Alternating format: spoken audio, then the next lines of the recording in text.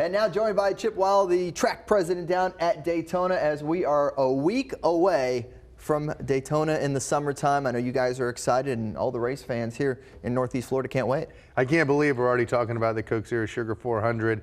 Looking forward to having race fans from all over the country converge in Daytona Beach on Saturday night, July 6th for the 61st running of the Coke Zero Sugar 400. It's such an incredible race. It's very different than the 500. Obviously, it's under the lights. It's 100 miles shorter, but just the intensity seems to pick up early in that event, and you never know who's going to win. Last year, we had our first-time winner with Eric Jones. The year before, Ricky Stenhouse, guy you probably wouldn't have picked to win. So it's a very unpredictable race. Always a great day out at the Speedway. I'm pretty sure, by the way, Eric Jones won last year because he hosted the media rides a couple weeks before. So David Reagan, Kurt Busch, both have made appearances at Daytona leading up to the race. It's a thing. Put your money on those guys as we get ready for the race. It's been a few weeks now since the future schedule came out and kind of revealed that this is the last time, at least for the foreseeable future, that the race is going to be on Independence Day weekend.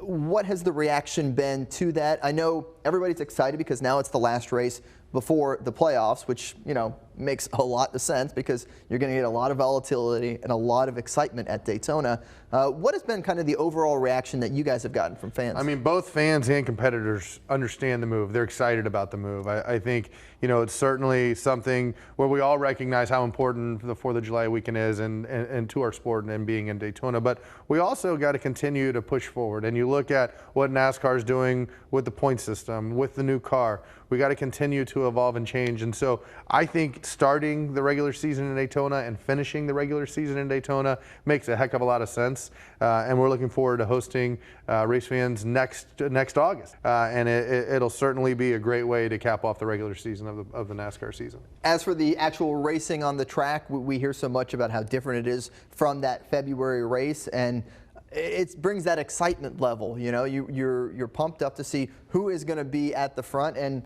as you mentioned earlier, just about anybody can, which might be a little nice change of pace. We've had kind of the same guys just battling for those wins so far this year with Truex and Kyle Busch and Joey Logano, just week after week after week being these really strong drivers.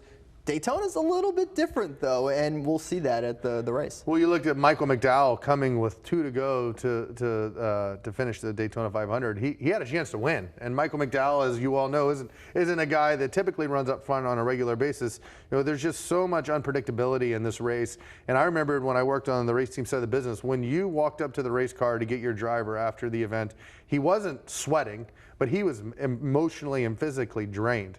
You know, you think about all the things they have to process in such a short period of time to try to get to victory lane. It's remarkable, and you know, you can pick one of 40 drivers and you have an equal chance to win, and that's what makes Daytona so exciting. The plate racing fans love it. You know, they're 5 and 6 wide, 5 and 6, or 4 and 5 deep in it, and you just don't know what's going to happen. So certainly looking for fireworks on and off the racetrack next Saturday night. If you haven't gotten your tickets, they start at $49. So really a reasonable way for people to come out and enjoy a great night of racing. DaytonaInternationalSpeedway.com or by calling 1-800-PIT-SHOP. Make sure you don't miss the race next Saturday. Hard to beat those prices, and hard to beat the fact that it's under the lights. So it won't be as hot as it has been here around Jacksonville the past few days. Chip Wile, thank you so much for stopping in. Thanks for letting me be on. Action Sports Jax Primetime, Saturday at 10:30 on Fox 30.